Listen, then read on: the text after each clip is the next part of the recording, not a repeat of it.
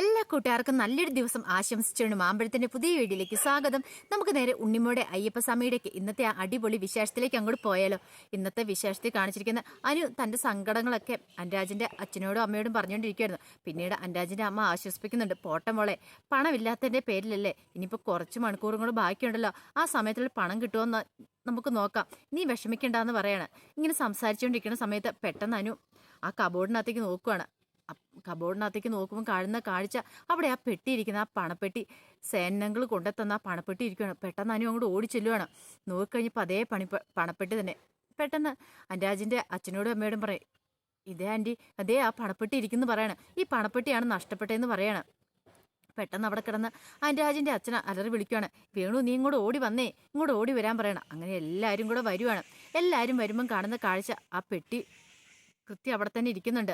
അത് തുറന്നു നോക്കിയപ്പോൾ അതിനകത്ത് എമൗണ്ട് മുഴുവനുണ്ട്. ഒരു പൈസ പോലും കുറഞ്ഞിട്ടില്ലാത്ത 1 കോടി രൂപ മൊത്തമുണ്ട്. ആഹാ, ഇത് അത്ഭുതമായിരിക്കുന്നല്ലോ എന്ന് പറയാണ്. ഇതാരാണെന്നാലും ഈ പണപ്പെട്ടി ഇവിടെ കൊണ്ടുവന്ന് വെച്ചേ.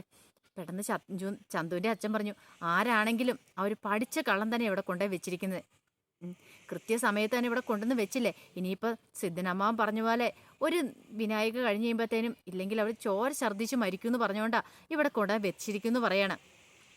ശരിയാണ്, അത് ശരിയായിട്ടുള്ള കാര്യം, അതുകൊണ്ടായിരിക്കും. എന്നാലും അത് ആരാന്നറിയണം. നമ്മുടെ കൂട്ടത്തിൽ ആരോ ഒരാളാണ് ഇത് ചെയ്തിരിക്കുന്നത്. ഈ ചതി ചെയ്ത ആരാണെങ്കിലും ഇവിടെ വന്ന് തുറന്നു പറയണമെന്ന് പറയാം. പക്ഷെ ആരും മുന്നോട്ട് വന്നില്ല ഇത് പറയാനായിട്ട്.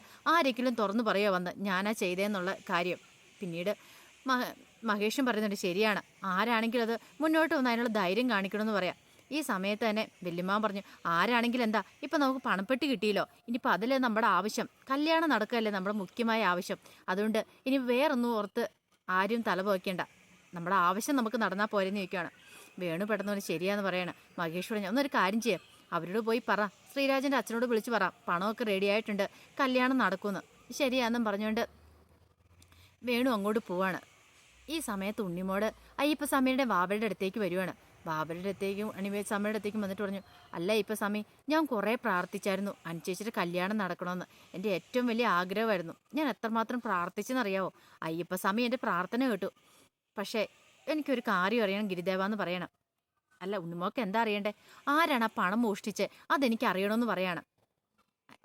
അയ്യപ്പസ്വാമി പറഞ്ഞു, അതിൻ്റെ ആവശ്യമുണ്ടോ, കാര്യങ്ങളൊക്കെ നടന്നു കിട്ടിയാൽ പോരെന്ന് ചോദിക്കുകയാണ്. ബാബര് പറഞ്ഞു, ഉണ്ണിമോളോട് പറഞ്ഞിട്ടുണ്ട്, എന്താ കുഴപ്പം, ഉണ്ണിമോട് നമ്മുടെ ആളാണല്ലോ, നമ്മൾ 3 പേരും ഒന്നല്ലേ. അപ്പോൾ ഉണ്ണിമോളോട് പറഞ്ഞ് എന്താ പ്രശ്നം ഇരിക്കുന്നത്, ധൈര്യമായിട്ട് പറഞ്ഞോ ഗിരിദേവ, ഒന്നും സംഭവിക്കില്ല, ഉണ്ണിമോളോട് ആരോടും പറയാനും പോകുന്നില്ലെന്ന് പറയണം. അങ്ങനെ ആ വലിയ സത്യം അങ്ങോട്ട് വെളിപ്പെടുവാണ്. വല്യമ്മാവൻ നേരെ സിദ്ധനമ്മാവൻ്റെ അടുത്തേക്ക് ചെല്ലുവാണ്. സിദ്ധനമ്മാവൻ്റെ അടുത്തേക്ക് ചെന്നിട്ട് വല്യമ്മാവൻ പറയണം, അതെ, എനിക്ക് ഒരൊറ്റ മോളാണ്, എനിക്ക് അവൾ മാത്രം എൻ്റെ ജീവിതത്തിലുണ്ടായിരുന്നുള്ളൂ. പക്ഷേ എങ്കിൽ പറഞ്ഞിട്ടൊരു കാര്യമില്ല, ഇപ്പോഴും അവൾ കല്യാണം കഴിക്കാൻ നിൽക്കുവാന്ന് പറയണം. അതെന്താന്ന് ചോദിക്കുകയാണ്.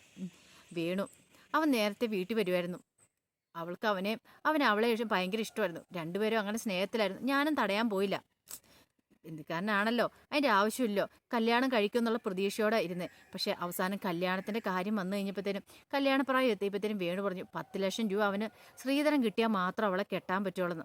അവസാനം അവൻ എന്ത് ചെയ്തു, നല്ല ശ്രീധരം കിട്ടിയ വേറൊരു അനുവിൻ്റെ അമ്മേനെ കല്യാണം അങ്ങോട്ട് കഴിച്ചു. എൻ്റെ മോള് അന്നും ഇന്നും ആ വേദന സഹിച്ച് കല്യാണം കഴിക്കാൻ നിൽക്കുക, അറിയാവോ എന്ന് ചോദിക്കുകയാണ്. അങ്ങനെയുള്ള ഞാൻ വേണുവിൻ്റെ മകളുടെ കല്യാണം നടക്കുന്ന സമയത്ത് എനിക്ക് സന്തോഷത്തോടെ ഇരിക്കാൻ പറ്റുമോ? ആ വേദന എന്താ, ശ്രീധരൻ കൊടുക്കാത്തതിൻ്റെ പേരിൽ കല്യാണം മുടങ്ങുന്നതിൻ്റെ വേദന എന്താണെന്ന് അവൻ അറിയണം. അതിന് വേണ്ടിയിട്ടാണ് ഞാൻ ആ പണം അടിച്ചു മാറ്റിയെന്ന് സിദ്ധനമ്മാവനോട് പറയണം. സിദ്ധനമ്മൻ പറഞ്ഞു, അത് ശരിയാണോ, അങ്ങനെയൊക്കെ ചെയ്യുന്ന ഒരു പെൺകുട്ടിയുടെ ജീവിതം നശിപ്പിക്കാമെന്ന് പറഞ്ഞിട്ടുണ്ടെങ്കിൽ അത് ശരിയായ കാര്യമാണോ എന്ന് ചോദിക്കുകയാണ്.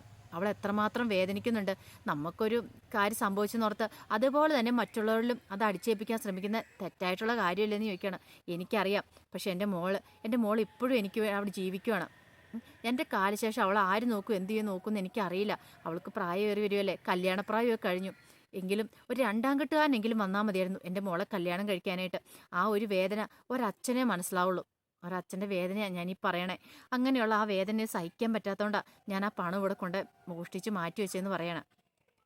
അല്ല, പണം കിട്ടാതെ കല്യാണം നടക്കുമല്ലോ, ഇനിയുള്ള പ്രായച്ചിത്തം എന്താണെന്നറിയാലോ, ഇല്ലെങ്കിൽ കുറച്ച് നിമിഷങ്ങൾക്കുള്ളിൽ മരിച്ചു പോകുമെന്നറിയാലോ, ഞാൻ പറഞ്ഞറിയാമല്ലോ എന്ന് ചോദിക്കണം. അറിയാം, സിദ്ധരാമാവൻ പറഞ്ഞ കാര്യങ്ങളൊക്കെ കൃത്യമാണെന്ന് എനിക്കറിയാം, കുറച്ച് കഴിയുമ്പോൾ ഞാൻ മരിച്ചു പോകുമെന്ന് പറയാം. പ്രായച്ചിത്തം ചെയ്യാനായിട്ട് എത്രയും പെട്ടെന്ന് ആ പണം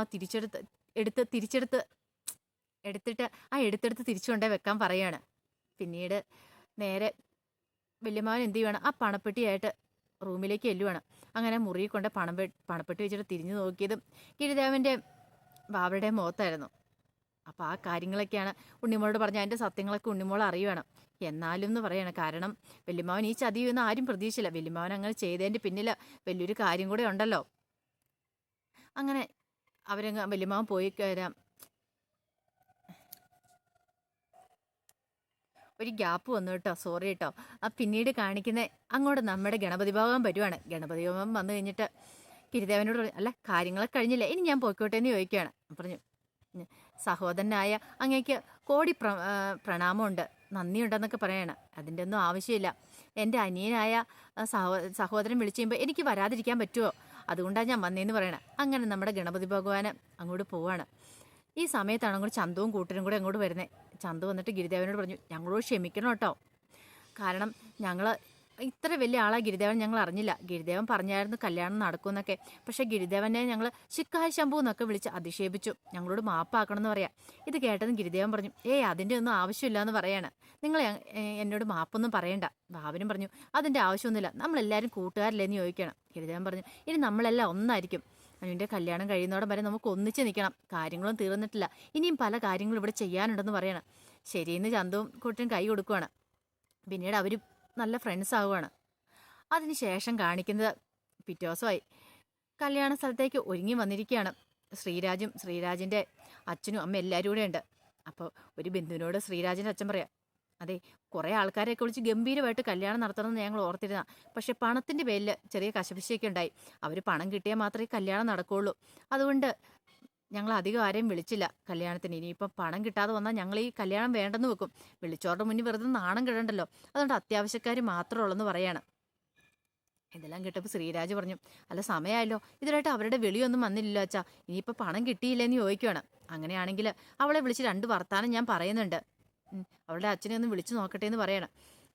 ഈ സമയത്ത് അങ്ങോട്ട് ഗിരിദേവനും ബാബനും കൂടെ അങ്ങോട്ട് വരുന്നത്. ഗിരിദേവനെ കണ്ടു കഴിഞ്ഞപ്പോഴത്തേനും ശ്രീരാജ് പറഞ്ഞു, അല്ല ഗിരിദേവനല്ലേ പറഞ്ഞത് പണം കിട്ടിയില്ലെങ്കിൽ കല്യാണം മുടങ്ങുന്നു, പണം കൃത്യസമയത്ത് തന്നെ കിട്ടുമെന്ന് പറഞ്ഞു. പക്ഷേ ഇതുവരെയായിട്ട് പണമൊന്നും കിട്ടിയിട്ടില്ലോ, അവർ വിളിച്ചില്ലോ എന്ന് പറയണം. അനുവിനെയാണ് വിളിച്ചിട്ടോട്ട് കോളും എടുക്കുന്നില്ലെന്ന് പറയണം.